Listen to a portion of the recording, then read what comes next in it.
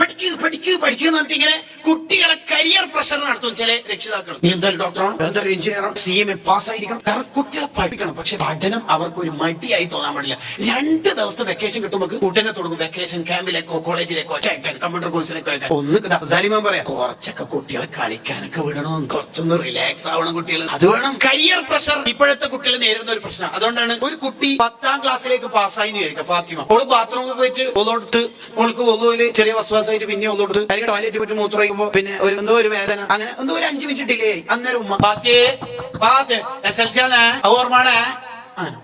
Okay, കുട്ടി എന്തോ ഒന്ന് ഇന്നലെ രാത്രി കുറച്ചധികം പഠിച്ചിട്ട് ഉറങ്ങിപ്പോയിട്ട് ഇങ്ങനെ സാധാരണ 5:30 അല്ലെങ്കിൽ 4:30 എണീക്കുന്ന കുട്ടി 5:35 4:35 ബാത്തി എണീച്ചിട്ടില്ല, SLC എന്നാൽ ഈ കുട്ടീനെ വിചാരിക്കും 9 തോറ്റാൽ മതിയേനോ, ഇതെന്താ അനങ്ങാൻ വിടാത്ത. കുട്ടികൾക്ക് സ്വപ്നം കാണാനൊക്കെ പഠിപ്പിക്കണം. പക്ഷെ സ്വപ്നം കാണാനും നല്ല തന്നെ പറക്കണത് ചിറകും വേണം.